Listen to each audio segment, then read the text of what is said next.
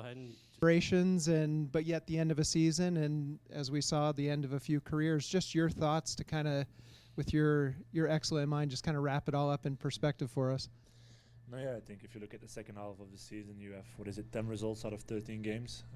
So I think it's what I also wanted to give back to the team is how they reacted in the second half of the season, how they showed up. But I do think we have to give credit to it, and just a lot of credit to them, because they did it themselves. We were there to support, and whenever they bought into what we wanted to do, they just grew within the season. I think it's been amazing. I think today you actually play a very, very good first half. Probably have a few opportunities to score 2 or 3 goals. Probably should have conceded 1 as well. But I think that's just a bit of the image of the second half of the season, scoring goals, finding joy in our style of play. And then you do see a few players that really grew with us. Ayani and Nuria that really grew. Paige, who's been on a roll. She's been scoring goals. And then you do see like the Claudias and the Manis that they still find joy in what they do. And it's bittersweet, like you said, saying goodbye to players that contributed to what we're doing, that build a foundation together with us. But wishing them the best. And I think just overall in the season, I think main message for us is, can we start, and I think everyone is thinking the same, can we start next season the same way as we ended this season, and can we just keep this momentum going, because we do feel like Asked so many questions about Claudia and Amani, but in terms of what we saw on the pitch, Lara played a full 90 minutes tonight. There were some other players who did as well, but talk about what you saw from her and what you anticipate for 2026. Yeah, I think Laura was a slow process of just making sure we don't skip steps. I think early on in the season we skipped some steps with some players and resulted in injuries, resulted in a lot of stuff. So I think we really were calm and making sure we understand what she needs, what her body needs. And today was actually the game where we felt like her skill set of coming into the ball, holding the ball, making sure that would jump as much as they jumped. And if you look at the first goal, that's something we did at practice. Striker coming in, winger overlapping, and then finding depth. And I think, like I said, if you score 3 goals in the same way in the first half, I don't think anyone has to say anything, in my opinion. So it was a great game for her to come in, and it's really developing and understanding when we will play her, when we can use her. It's not a striker that we can use in every single game in this league, but whenever I think it's a good position to be in, being able to have this kind of striker for this kind of game. And I think that's what we really wanted to do. So a lot of credit to her as well, coming back from international break. Only played 1 game, but she showed up and she did a great job and assisting in the first game. I don't think that's a bad thing. No, it's a wonderful that they bring to the sport. How do you just kind of summarize a Claudia Zornoza and Amani Dorsey? I think 2 completely different players, personalities. I think Claudia, the one that will be very silent. I wanted her to be the captain today. She said no. She just refused it. I had a good discussion with Paige already about it. Paige was completely fine with it, but Claudia said, like, I don't want anything special. Just want to play my game. I don't need anyone to be looking at me, and that's kind of how she is.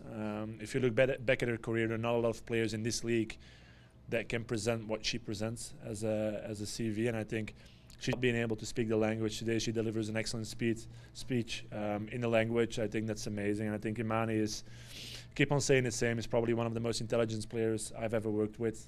Down to earth, intelligent, very hardworking, a lot of good conversations and sometimes hard conversations, but she understood that hard conversations are actually conversations about performance and making players better, not necessarily hard conversations. So again, like I've told them both, very grateful that I was able to work with them, because I hope that I added something to their career, but I'm 100% sure they added a lot to my career, and I think that's what I'm taking away. Even Liv, short period of time, 6 months, but a player against whom you could say, like, look, team to have, because I do feel like that's what Utah is, this adventurous, fearless kind of players, and I think we're saying goodbye to three of them. I was going to ask you to kind of follow up on Liv, but you moved right there, so I'll move kind of to this game and a little bit of I feel like this season has been a little bit of a kind of the season of Paige. Like, she's had a real breakout season, career high in goals. She's finding her scoring boots a whole lot. What do you think has been behind what's made her so effective, especially in the attack for you guys? Contribute to the team, being injured in the first game against Bay after 30 minutes. But then ever since she came back, and I think the one thing Paige will do is try to get better in any possible way. And it took her countless reps with Emily, our IDP coach, on the pitch, staying behind for another 10, 15, 20 minutes to just keep on working on what we want her to be on the pitch. And I think if you have that willingness and you find a staff member that wants to support you, I think that's excellent. That's just what we want to encourage with every individual player. I think Paige is probably not at the beginning of her career. She's definitely not at the end. She's somewhere in between. It becomes so easy somewhere in between to be like, look, whatever happens, I'm fine. She just wants to be chasing goals, and she just wants to become better on a daily basis. And I think that's of a value that's great. I think there's not a lot of players that at her age still want to get better and want to be receptive to what we do and how we do things. And I think she's been a great force to us. Loads of discussions we had this week, so very happy to see her score. And then just to kind of follow up on something you said earlier, you said if you can take this momentum that you guys have had through the second half of the season, kind of like last year, I guess, and translate that, this can be a playoff contending team moving forward and that sort of thing. What do you think is kind of the key through the off season in bottling up some of that momentum? And I realize that's probably not an easy answer. We'd be here for 5 hours, but just what's kind of the first as well. I think we're sitting together yesterday with the staff to make a tactical analysis of everything, and I was only hearing negative stuff, as in like we were the worst at this, we're the worst at this, and I said like that's fine, that's just good. I think I told people 8 weeks ago like hitting rock bottom is fine, you can build a solid foundation on that. So what I want us to do is just make sure we understand the players, because I think since July that's the one thing we did really well, is just having one-on-ones with players and understanding like, look, how are you looking at the game, how are you suffering, why are you suffering, how can we help? And I think going into 2026, I think that's mostly what we want to do, get a good, I think again, like if we can add some more playing quality, some more joy to this team with the mentality and the togetherness they have already, I think we're looking at a great 2026. Hi, Jimmy. Similar to Sean's question, you end the season with a win. How does that affect your perspective or outlook on the season as a whole? Yeah, I think my look at the season is kind of was ruined in July. I think I've never been through a season where, look, I think in at my previous club, I lost as many games as I lost here in the first half of the season. So it was definitely new. It's definitely adapting, definitely finding how do we get ourselves out of it. But I think the one thing, again, we showed is that we can get ourselves out of it with the same players, because we do have to be honest as well. Like we didn't add anything in the second half of the season but Laura in the very last part of it. So it was really understanding what we were able to do with the group we have right now. And again, it's just adding layers for the next seasons. But I think winning at home is something I've been craving.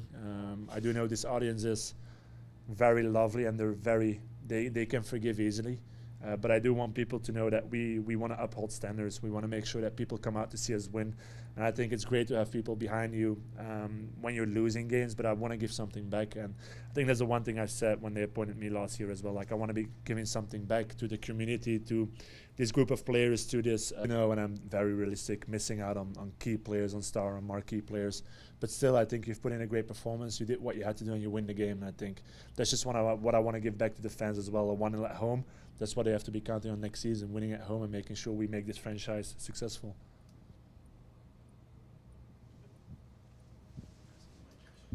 Hey, Coach, what do you think was the biggest challenge you have before the team recovery, and the success was excellent after that? I think it's flipping the mirror a bit. I think as a coach, very often you make the mistake to be looking at the group and the players, and hey, this player is not doing that, and hey, that player is not doing that, and this player is not running enough. But like, how do we flip it, and how do I look at myself and go like, well, if she's not running, what can I do? Like, how can I use her in the best possible way? If she's not doing that, how am I going to use her strengths? Like asking Laura to run in behind, it's not going to happen. But can I use her coming into the pitch? Can I use Paige running in behind? I think that's the biggest change I made as a person as well, as like stop looking at what I'm not in control of and start controlling the controllable. And there is one thing we all can do, and we all can run different paces, different volume, but whatever, we can use each other. And I think, in my opinion, that was the second half of the season, really looking at the group of players we have, but once we found the right key to communication, to finding a way to drive them, what gets you up in the morning, what keeps you going, why you're here. And I think that was something we invested very heavily on. And again, I think sometimes adversity and players leaving bring people together. I think when Ellie left us, I think everyone was like, okay, what are we going to do now? But I think that was a moment when a lot of players found a role and found something to really be working for. And I think that's, again, that brought this group together. And against its adversity, I think we showed greatness this season. I think, again, that's what we have to do next season as well, understand each other. But do you guys have in mind just to have some changes on the players, or bring in something else Yeah, I think I would hope so, because I feel like replacing Claudia Zanoza will probably take 3 players. I think that's just what we have to be doing as a group. But I think the one thing we want to do is get experience from the league in, because there's nothing like this league. This league is a different animal. So we really have to understand what this league takes. But I think our head of recruitment is really looking at the league, at the NWSL, like how can we bring in players that know this league, that know traveling, that know what it takes to fly to Orlando on a Saturday, to fly back and then to be playing in Washington on another Friday. I just think in general we have to move very slowly, understand, and definitely not make moves of which, again, middle of the season we regret them. I think it's really going to be important that we take it slow and we build upon what we have. And I think a few players have shown that they are marquee players to us. And what I mean by marquees, they might not necessarily be the first one on different teams' list, but they might be our first ones just because of who they are. And I think that's really important as well. Like I've seen players like Edelfava Page grow in this season, which is amazing. And Mandy McGlynn, who again in the beginning of the season had such a hard season until Portland, where she turned it around. And I think that's just what we have to be.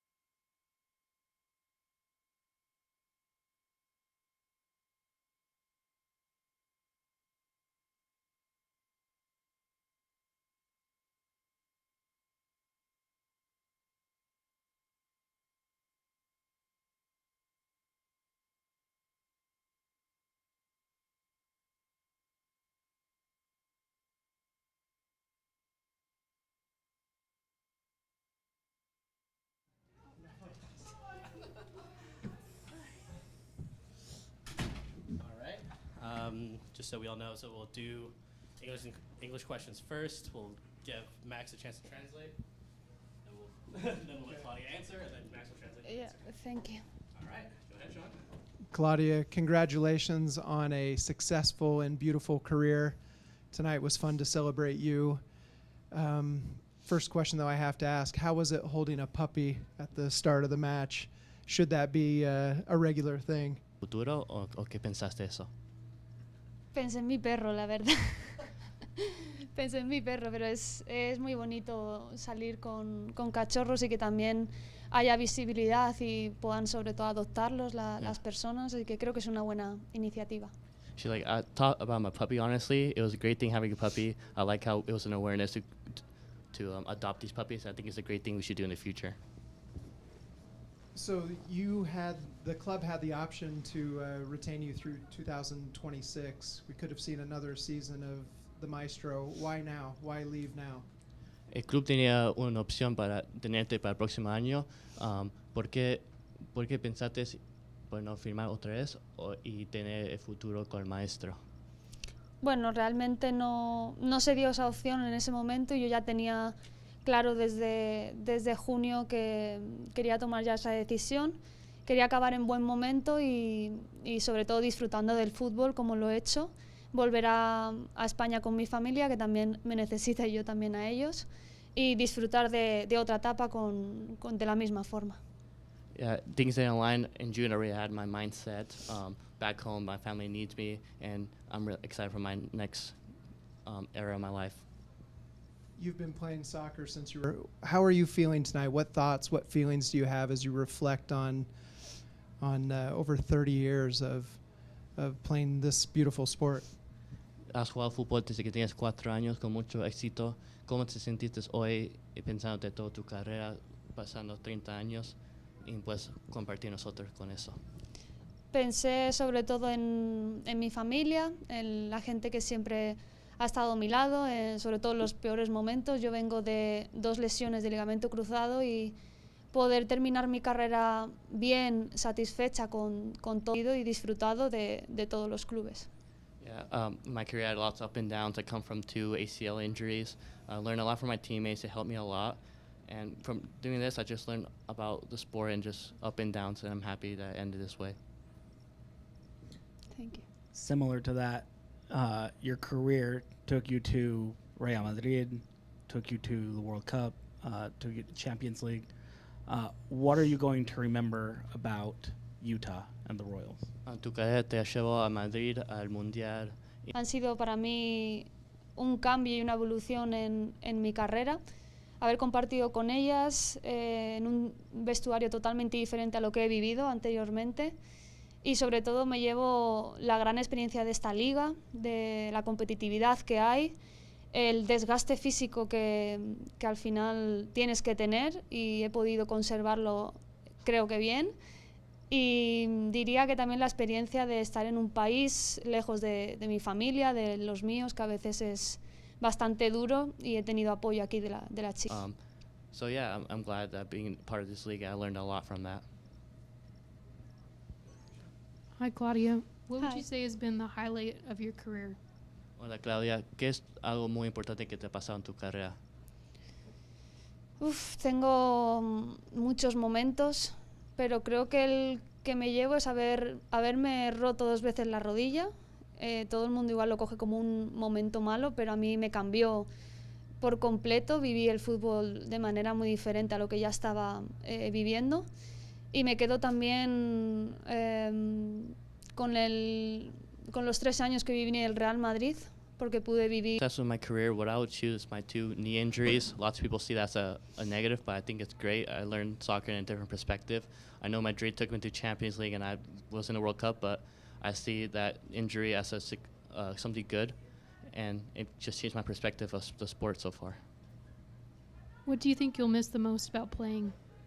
¿Qué vas a extrañar en este deporte jugando? Creo que el momento de la competición y el nervio y el tener el día de partido y organizarme y poder seguir el fútbol desde fuera. Yeah, I'm going to miss the pregame, the nervousness, the performing, But with this being now having a more relaxed life, I'm really excited for my next chapter. Difícil ser el último, Claudia, porque ya te preguntaron todo. Entonces, Tranquilo. ¿por qué escoges el fútbol? ¿Viene de tu familia, de alguien cercano? Sí, viene de... Yo jugaba con mis hermanos. No era un fútbol muy suave, era un fútbol bastante agresivo. Creo que me ensiedras como porterías. Y luego también creo que me tomo el fútbol pues sin pensar tanto en lo importante, en la competición, sino más en disfrutar y sobre todo ir aprendiendo cada vez algo nuevo.